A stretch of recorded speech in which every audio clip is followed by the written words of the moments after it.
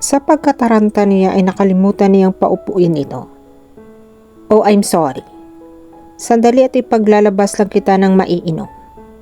Mabilis siyang nagtungo sa kusina at ikinuha ito ng juice mula sa refrigerator. Saan ka ba nanggaling at mukhang napagod ka ng husto? Tanong niya pagbalik sa sala. Akala ko kasi hindi ako makakarating dito bago mag alas 12. Galing ako sa Makati. Namili ako ng mga iyan. You really didn't have to. But I want to. Excited ako makita si Michael. Inilibot nito ang tingin sa paligid. This place looks nice. Actually, we own this place. Ipinarenovate ko na lang ang unit na ito nung lumipat na ako rito. Dati kasi ay doon ako nakatira sa bahay na tinitirhan ni na kuya. And you did a great job. Thank you. I enjoyed staying this house. Actually, I'd rather stay here than go out. Nakadama siya ng pride mula sa sarili na papuri nito. Nang ipaayos niya ang apartment, ipinalipat niya ang hagdan sa tabi ng dingding. Nagpalagay rin siya ng extension sa likod para sa kitchen, laundry area, at maid's quarter. Ang iniwang espasyo ng kusina ay nagbigay ng malaking kaluwagan sa loob ng bahay. Sa ikalawang palapag naman, ay pinagsama niya ang dalawang silid. At ang natitira pang isang silid ay nagsilbing guest room. Ang ikatlong palapag ay nagsisilbing terrace. Mayroon sunroom doon at landscape garden na napapaligiran ng mga potted flowering plants. Ikaw, nasaan ka nakatira? Tanong niya rito. Sa Makati. Maikling sagot nito. Nasaan nga pala ang girlfriend mo? Bakit hindi mo isinama? May lakad siya ngayon na hindi niya matanggihan. Nagkibit balikat siya. Okay. Napatingin siya sa gawin ng hagdan na makarinig na ng mga yabang. Pababa roon sina Sonia habang karga-karga si Michael. Ate, nagising na si baby. Anito? Akin na siya. Ibinigay ni Sonia sa kanya si Michael. Nakangiting iniharap niya si baby kay Marthy. Heto siya. Ang gwapong bata, sabi nito. Siyempre, kamukha ko siya. Pinagmasdan nito si Michael. Malaki nga pala ang pagkakahawig sa iyo. Mas mataba siya ngayon kaysa noong ipinanganak mo siya. Ang takaw kasing dumede. Dumilat si Michael at dumiladila na naman. Natawa sila pareho ni Marthy. Nakakakita na ba siya? Tanong nito kapag Juan. Tumango siya.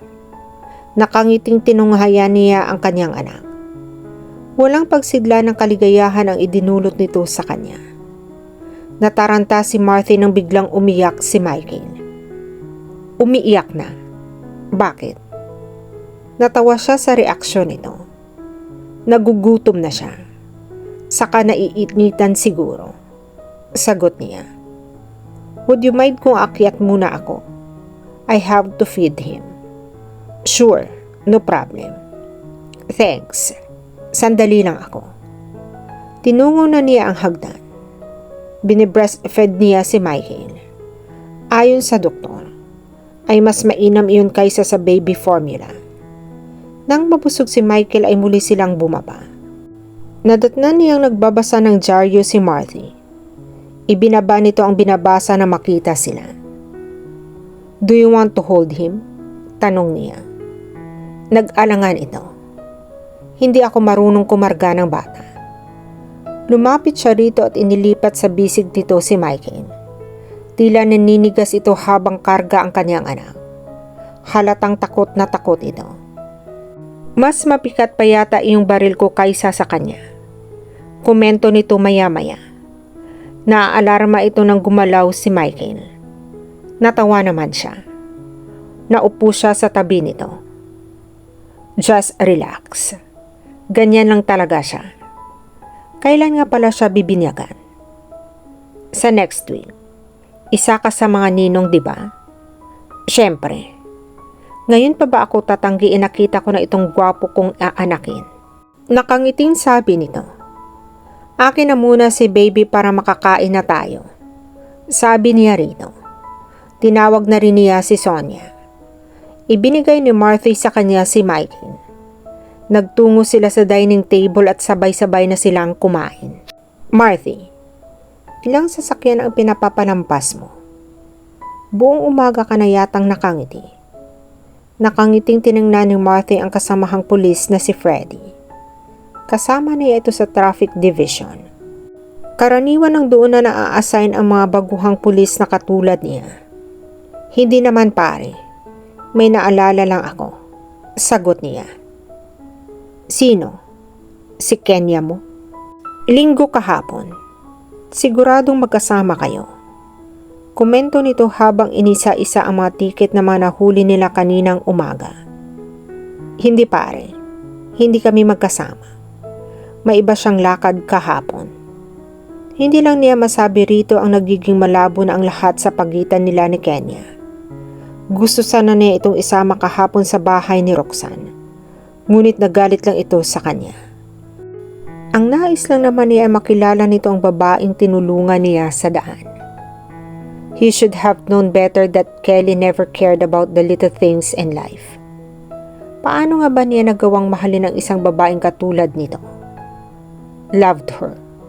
Or so he thought. Gusto niyang mapailing. But he thought then Kelly was perfect for someone like him, when he still considered himself the man of the world. Hindi kayo magkasama? Saan ka naman nagpunta?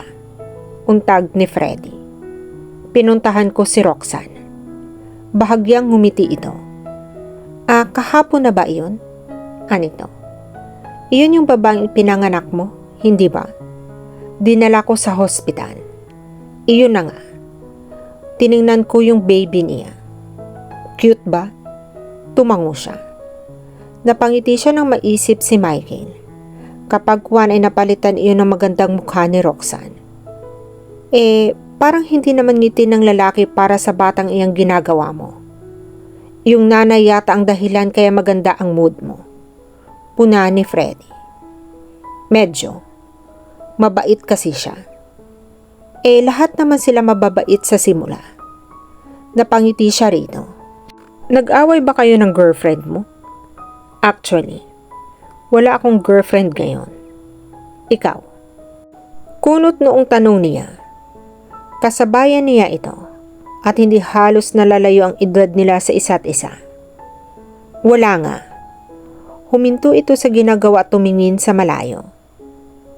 Pare, hindi ko alam kung sasagutin ako ng nililigawan ko o hindi. At bakit naman hindi?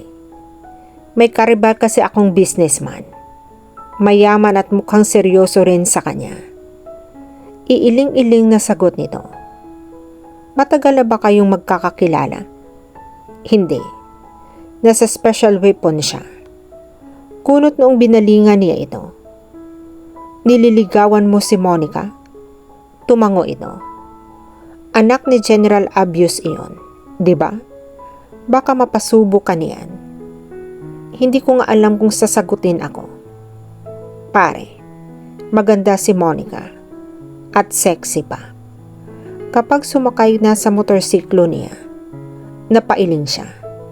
Tama na. Kaya mo iyan. Anong ginagawa ng karisma mo sa mga babae?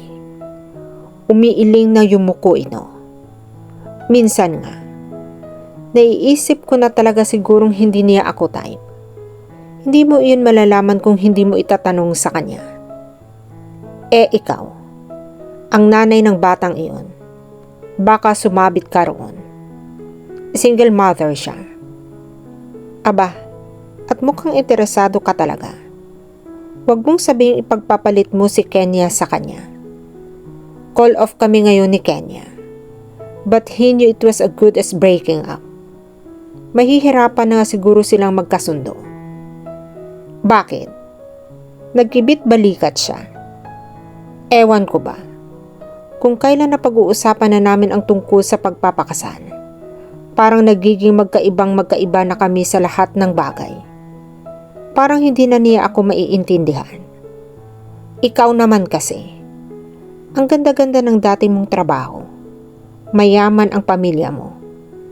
Tapos nandito ka. Anito. Isa ito sa iilang sa nakakaalam sa dati niyang trabaho. Ikaw rin naman. Sa pagkakaalam ko, gusto ng tatay mong general na mag-navy ka. Heto ka.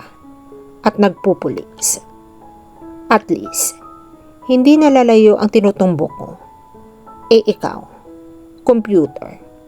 Tapos heto ka at nagbabantay ng mga kotseng taliwas ang takbo ng utak ng mga driver. Pareho lang tayo. Nagkibit balikat ito. Kung sa bagay. Oy, wala iyon kay Roxanne ha. Paalaala niya. Oo na, wala na iyon. Kaya manghuli na tayo ng mga traffic violators. Para naman hindi nasasayang ang pagsusunog natin ng balat dito sa kalsada. Tara na. Iiling-iling na lang na sumunod siya rito. Pero ang kanyang isipan ay malayo sa kinaroroonan niya ng mga sandaling iyon. Kundi naroon sa manangyari ng nagdaang araw. Hindi niya alam kung bakit hindi mabura sa isip niya ang matamis na ngiti ni Roxanne. Dismayadong tiningnan ni Roxanne ang sarili sa salamin. Habang suot ang uniforme niya sa bangkong pinagtatrabahuan. Sa susunod na linggo ay papasok na siya ulit. Pasado 7:00 na ng gabi. Nakapaghapunan na sila ni Sonia. At nagpapaantok na lang. Si Michael ay nahihimbing na sa crib nito. Ate, kahit anong tingin ang gawin mo, hindi naman magbabago iyang uniform ninyo. Natatawang sabi ni Sonia.